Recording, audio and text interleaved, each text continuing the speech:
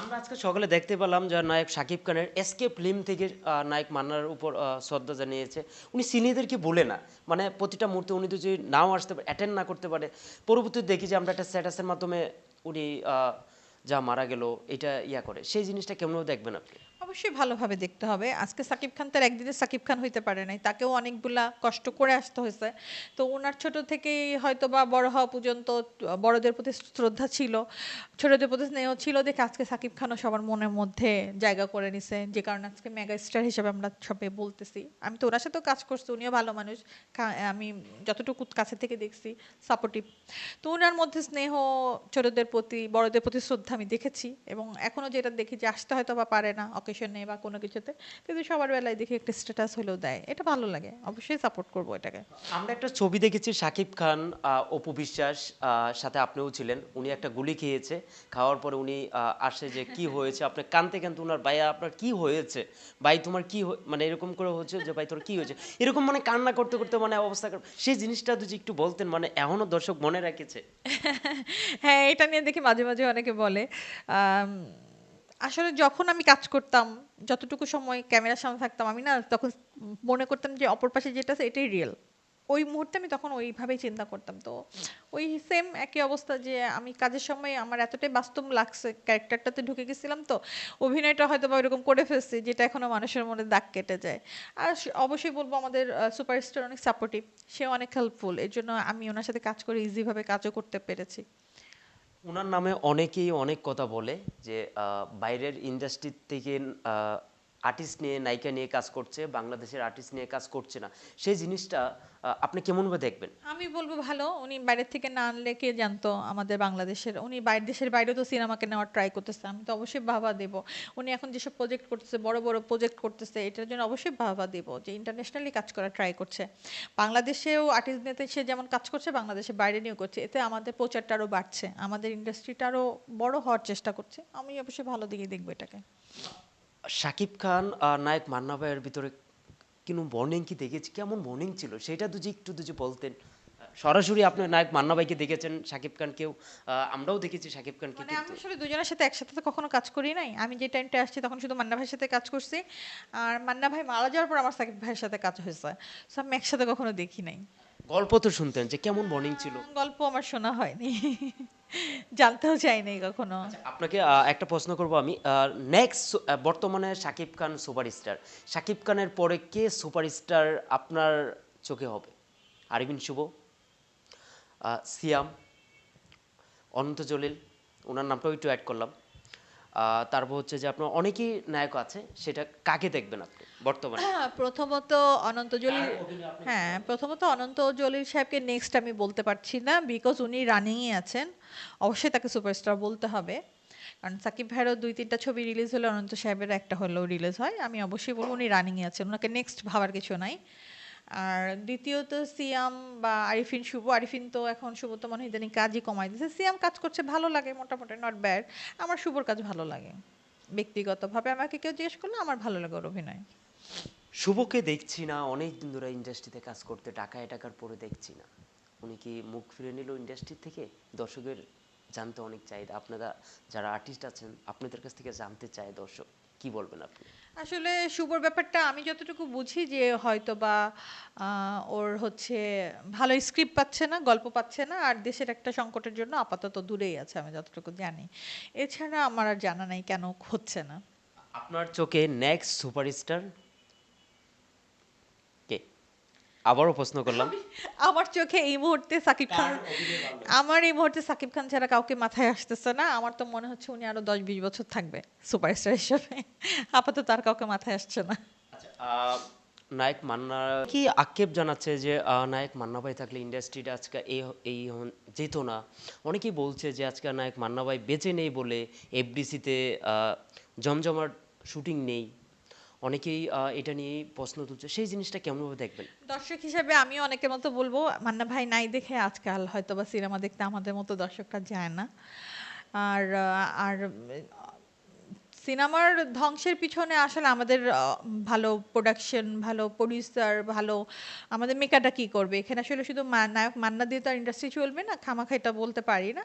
তবে হ্যাঁ, একটা জিনিস হচ্ছে মান্না ভাই যে জায়গাটায় নিয়ে গেছিল ইন্ডাস্ট্রিকে, উনি চলে যাওয়াতে সেটা নিচের দিকে পড়ে গেছে। ওটাকে যে টেনে তুলতে হবে এটার জন্য এখনো আমাদের যেমন এখন সাকিব সাহেব আছেন আরও সবাই চেষ্টা করছে, বাট একটা হয় না ভাঙন ধরলে ওই জায়গাটায় মানে শূন্যস্থান ফিল আপ করতে কিন্তু অনেক সময় লাগে। মান্না ভাই চলে যায় ওই জায়গাটা আর পূরণ হয়নি, আমার মনে হয় না আর পূরণ হবেও। আমরা আরেকটা জিনিস দেখেছি যে অ্যাকশন ছবি যেটা আমরা বর্তমানে দেখি, একমাত্র জসিম ভাই অ্যাকশন ছবি নিয়ে আসলো, তারপর রুবেল ভাই, নায়ক মান্না ভাই, ইলিয়াস কাঞ্চন সাহেব, এই যে অ্যাকশন ড্যাশিং হিরো যাকে আমরা দেখতাম, পর্দায় দেখতাম, এখন প্রতিদ্বন্দ্বীর লড়াই হতো।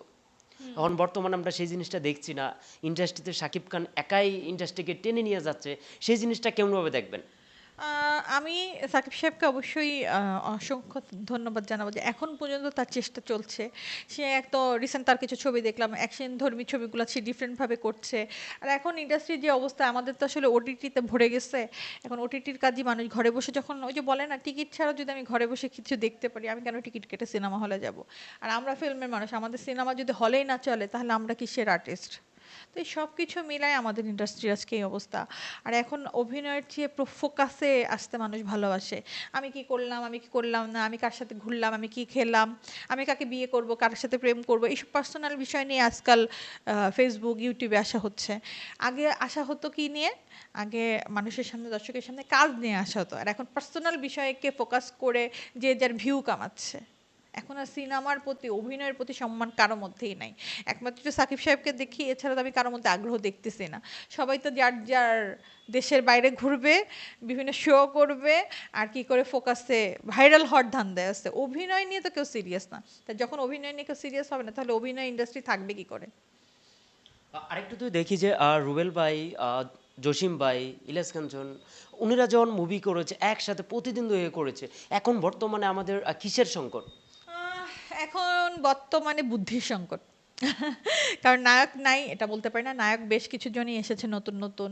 তারা যদি একটু নিজেদের অভিনয়টাকে গুরুত্ব দিত, সামাজিক কার্যক্রমকে বাদ দিয়ে পার্সোনাল কর্ম ওগুলোকে ফোকাসে না এনে অভিনয়ের প্রতি গুরুত্ব দিত, ছবিগুলো করতো একজন আরেকজনের বিপরীতে কাজ করে করে করে দলবদ্ধ হয়ে, যেটা আগে ওনারা করতেন, এরাও দলবদ্ধ হয়ে কাজ করলে ইন্ডাস্ট্রিতে ছবিও থাকতো, কাজও ভালো হতো। এখন তো সবাই শ্যুট নিয়ে ব্যস্ত, ফটোশ্যুট নিয়ে, টিকটক লাইকি এগুলোতে ব্যস্ত, এবং সবচেয়ে বেশি যেটা দেখি সবাই সবার পেজ খুলে সবাই সবার কন্টেন্ট বানানো নিয়ে, ভিউ বানানোর জন্য ঘরে রান্না করতেছে, না বাচ্চা নিয়ে কোথায় যাচ্ছে, এগুলো নিয়েই ব্যস্ত। অভিনয়ের প্রতি তো আমি কাউকে দেখি না। আমরা আরেকটু যদি জানবো যে যখন আপনার এফডিসিতে প্রবলেম হয়েছিল, এমন কোনো আর্টিস্টে ডাকেন, এই সিনিয়র থেকে জুনিয়র থেকে শুরু করে সব আর্টিস্ট আসছে এফডিসির সামনে, যখন আপনার এফডিসি পাইডিসি যখন আপনার বন্ধ করার জন্য মান্না ভাই একাই যুদ্ধ করে গিয়েছে, সেই জিনিসটা তো যে আপনিও তো ওখানেই ছিলেন, স্টে ছিলাম, সেই জিনিসটা তো যে আপনার কাছ থেকে একটু জানি। সর্বপ্রথম মান্না ভাই ডাকটা তুলে পাইরেসির বিষয়, এবং উনি এটা নিয়ে খুব আলোচনাতে আসেন, এবং উনি বলছে আমি একা এটার পিছনে যুদ্ধ করব। সিরিয়াসলি তাই হয়, কিন্তু ওনার ডাকে সবাই সাড়া দিয়েছিল এবং সবাই আসছিল, এবং তখনই তো ফার্স্ট আমাদের এই পাইরেসিগুলো বন্ধ হয়। তো মান্না ভাই তো সবসময় ফিল্ম নিয়েই চিন্তা করতো, ওটাই তো বলছে যে এনার মতো খুব কম মানুষকে দেখছি যে আমাদের অভিনয়, সিনেমা, চলচ্চিত্রকে নিয়ে ভাবার আমি কম শিল্পীর মধ্যেই দেখছি। একমাত্র ওনার মধ্যে সবচেয়ে বেশি প্রখর ছিল, ধ্যান জ্ঞান সব জুড়ে চলচ্চিত্র ছিল। আরেকটা জিনিস দেখবো যে নায়ক ডিপ জল আর নায়ক মান্না ভালো একটা বন্ডিং ছিল, এটা তো আমরা ইন্ডাস্ট্রিতে যারা আপনারা কাজ করেন আমরা সবাই হচ্ছে জানেন। সবাই জানতাম, আর আমি ছোটবেলায় ওনাদের অনেক ছবি দেখছি, উনি আর একটা ইন্টারভিউ দিয়ে, এখন অনেক ছবি দেখি, তাদের তো অনেক বন্ডিং ছিল, তারা নাকি ফ্রেন্ড ছিল। বাট আমি যখন কাজ করি তখন তো ওভাবে পাই নাই। তবে আমি তো তাদের মধ্যে ঝামেলাও দেখি নাই। আমিও তোমাদের মতো ইন্টারভিউ দেখছি। সেই জিনিসটা এখন তারকাদের ভিতরে বন্ডিং নেই, সে কিসের সংকট, বন্ডিং এর সংকট না না নাকি না, এটা বাংলা ভুল ইন্ডাস্ট্রিতে ধারণা। মুভি হচ্ছে না, না কোনটা? না, ভুল ধারণা। বন্ডিং আছে আমাদের সবার সাথে, সবার খুব বন্ডিং, তুমি ভাবতেও পারবে না। কিন্তু এখন ক্যামেরার বাইরে বন্ডিং, ক্যামেরার সামনে কেউ যেয়ে সবাই সবাইকে দেখতে পারে না, কিন্তু ভিতরে ভিতরে সবার সাথে সবার খাতির আছে। এখন যেটা প্রবলেম, সিনেমা নাই, চলচ্চিত্রই তো নাই, একটা জায়গা নাই যে যেখানে সবাই একত্রিত হয়ে কাজ করবে। ভালো প্রোডাকশন, ওই যে বললাম যে প্রডিউসার নেই, প্রোডাকশন নেই, কেউ ইনভেস্টার নাই। ইনভেস্ট না করলে সিনেমা কোথা থেকে হবে? সিনেমা না হলে পরিচালক কি দেখাবে, আর আর্টিস্ট যে কি করবে? তো সর্বপ্রথম বিনিয়োগকারী দরকার আমাদের। বিনিয়োগকারী হলে চলচ্চিত্র হবে, চলচ্চিত্র হলে আবার সবাই একত্রিত কাজ করবে। বন্ডিং আছে, অযথা বলবো না যে বন্ডিং নেই, সবার সাথে সবার বন্ডিং আছে, বাট প্রকাশটা নাই। কাজে প্রকাশটা নাই। কাজে প্রকাশটা হলে আরো দর্শকরা দেখবে, আরো মানুষ, যেমন আগে অনেকগুলো নায়ক নায়িকা মিলে একটা ছবি হতো, এরকম যদি প্রোডাকশন হয় যে তিনটা নায়ক তিনটা নায়িকা, দেখা যায় যে মানুষ এগুলো খুব নেয়। আবার এগুলো শুরু হবে, কিন্তু এটার জন্য কাউকে পদক্ষেপ নিতে হবে। এখন সেই পদক্ষেপ সবাই নিতে ভয় পায়, বাজেট অনেক বেশি হয়ে গেছে। দর্শককে অ্যাকশন ছবি থেকে মুখ ফিরিয়ে নিচ্ছে, মান্না ভাইয়ের মতো অ্যাকশন ছবি চাচ্ছে দর্শক, কিন্তু এই মুহূর্তে শাকিব খান তুফান ছবি দিয়েছে, রাজকুমার দিয়েছে, এরকম অ্যাকশন ছবি দর্শক পাচ্ছে না। সেই জিনিসটা আমরা দুজি আপনার কাছ থেকে জানি, যে আপনি কি বলবেন? ওই একটাই কথা ভাইয়া, আমার একটাই উত্তর হবে, আমাদের লগ্নি নাই, বিনিয়োগকারী নাই। বিনিয়োগকারী হলে অ্যাকশন জাতীয় ছবি হবে। এখন একজন সাকিব খান এখানে প্রডিউস করবে বা কয়টা ছবি করবে, সবাইকে এটার জন্য আগে আসতে হবে। সাকিব খান সাহেবের তো দেখতেছি যে মান্না সাহেবের মতো ইন্ডাস্ট্রি নিয়ে ভাবছে, তার বিজনেসটাও উনি ফিল্ম প্রডিউস করছেন, আর কত করবেন। এরকম যদি প্রতিটা আর্টিস্ট নিজেদের জায়গা থেকে একটু সিনেমার জন্য আগায় আসে, তাহলে আমার মনে হয় চলচ্চিত্র আবার ফিরে তাকাবে। নায়ক মান্না ভাই যখন মারা গেল, সেই মৃত্যুর সংবাদটা কোথায় পেয়েছিলেন আপনি? মান্না ভাই যেদিন মারা যায়, আমি মৃত্যুর সংবাদটা পাই সকাল ভোরে। ওনার অ্যাসিস্ট্যান্ট আমাকে ফোন করে, আমি ধরি নাই, আমি হসপিটালে ছিলাম, একটু অসুস্থ ছিলাম, ঠান্ডার একটা প্রবলেম, মান্না ভাই শুটিং থেকে ঠান্ডাটা লাগছিল। তো আমাকে আকবর স্যার ফোন করে বলে যে মান্না মারা গেছে। তো আমরা, আপনি দুষ্টুমি করেন?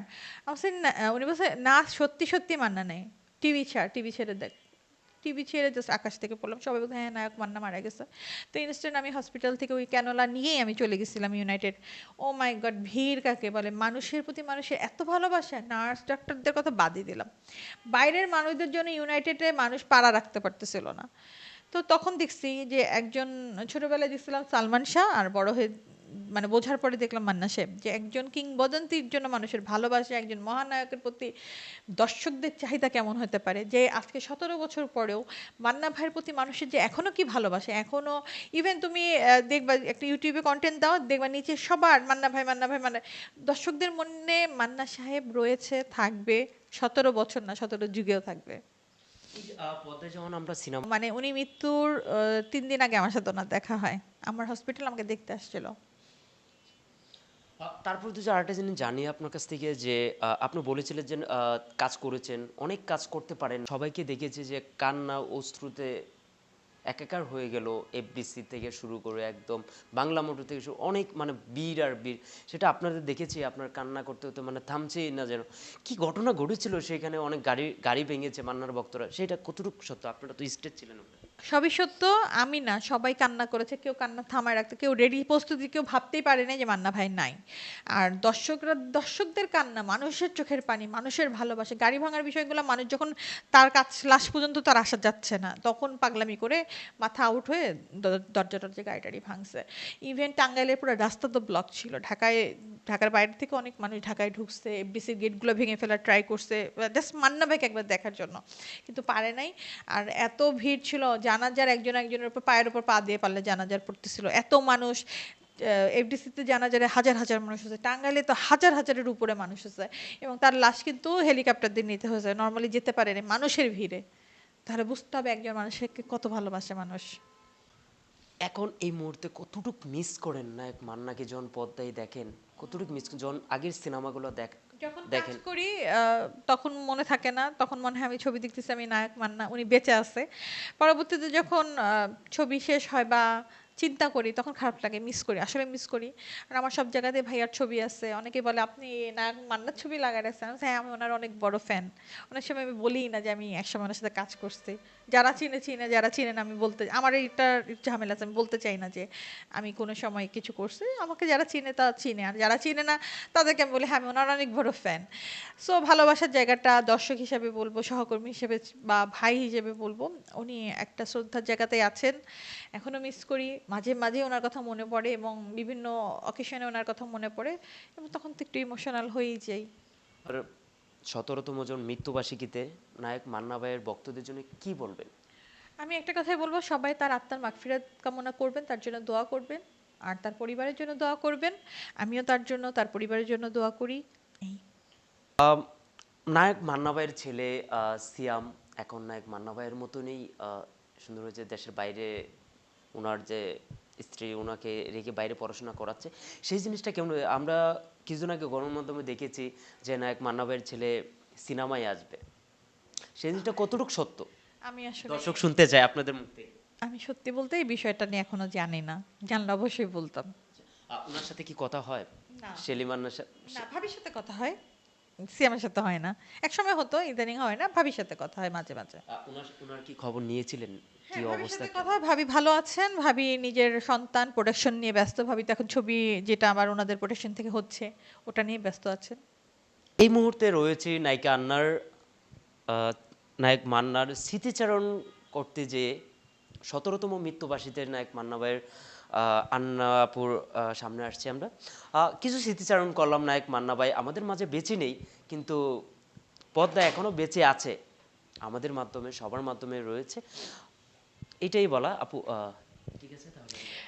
তোমাকে অনেক ধন্যবাদ। স্টার নিউজের জন্য অনেক শুভকামনা, ভালোবাসা রইলো এবং দর্শকদের প্রতি ভালোবাসা রইলো, এবং বলবো মান্না ভাইয়ের জন্য অবশ্যই দোয়া করবেন। ওনার কবরে কি কোনো সময় গিয়েছিলেন দেখতে? একবার গিয়েছিলাম, আমার শ্বশুর বাড়ি তো ওখানে, আমার যাওয়া হয়েছে। আপনার শ্বশুরবাড়ি মান্না টাঙ্গাইল? হ্যাঁ, হ্যাঁ। মান্না ভাই আমার শ্বশুরের দূরসম্পর্কের আত্মীয় হয়, সাদেক সিদ্দিকী সাহেব। আচ্ছা, মানে আপনাদের এখন, যত- আগে তো জানতাম না, আচ্ছা, বিয়ের ধরতে পরে গেলে আপনার জানছি। ভাই, হ্যাঁ, ভাই বোন কাছাকাছি। আপনারা, কাছাকাছি। কারণ অমিত হাসান হচ্ছে আমার চাচা শ্বশুর। আচ্ছা, উমেদ হাসান কি নায়ক মান্না ভাইয়ের কিছু হয় রক্তে? না, রক্তের কিছু হয় না, মানে বন্ধু হতে পারে। কাছাকাছি পরিচিত। কাছাকাছি। ওকে দর্শক, এই মুহূর্তে আমরা যাচ্ছি। নেক্সট টাইম আরো কোনো অন্য কোনো নায়ক অথবা নায়িকাকে নিয়ে আসবো। অবশ্যই ভালো থাকবে।